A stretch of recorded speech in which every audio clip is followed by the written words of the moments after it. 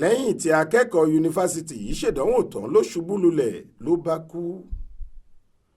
akẹ́kọ̀ọ́ fásitì ìpínlẹ̀ Yobe ìyẹn Yobe State University YSU tó wà nílùú Damaturu tí í ṣe olú ìlú ìpínlẹ̀ náà Mariam Lawan Goroma ti kú lójijì lẹ́yìn bí ìṣẹ́jú mélòó kan tí wọ́n parí ìdánwò wọn.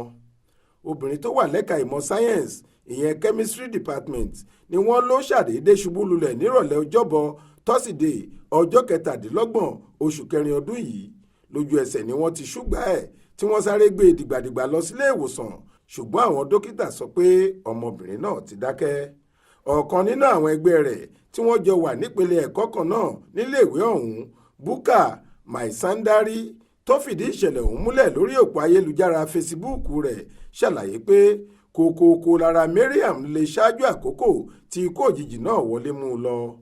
ó kọ síbẹ̀ báyìí pé ọ̀dọ̀ rẹ láti wá Ọlọ́run, ọ̀dọ̀ rẹ náà la ó sì padà sí. pẹ̀lú ìbànújẹ́ àti ẹ̀dùn ọkàn ní ìròyìn ikú ọ̀kan nínú àwọn ẹgbẹ́ mi nínú kíláàsì Mariam Lawan Goroma fi kàn mí lára. kò sóhun tó ṣe é, gágá lára ẹ̀ dá kó tó di ọ̀sán yìí nígbà tó dédé ṣubú lulẹ̀. kò pẹ́ púpọ̀ lẹ́yìn ẹ̀ ni wọ́n sọ fún wa pé ó ti jáde láyé. kí Ọlọ́run bá wa ṣe àmójúkúrò àwọn àṣìṣe rẹ̀, kí Ọlọ́run bá wa gbà á sí ọgbà àlùjọ́nà onídẹ̀ra. mo bá gbogbo ẹbí ará ọ̀rẹ́ àtàwọn ẹgbẹ́ wa yòókù kẹ́dùn lórí ikú Mariam yìí. kí Ọlọ́run rọ̀ wá lọ́kàn, àmín. àmọ́ ṣá o, Abubakar Saheed tóun náà tún jẹ́ ọ̀kan lára àwọn ọ̀rẹ́ ẹ̀ ní látìgbà táwọn tí ń ṣèdánwò lọ́wọ́ ló ti ń pariwo inú rírun. ó sì ṣeé ṣe kó jẹ́ òun náà ló padà ṣokùnfà ikú òjijì rẹ̀ yìí.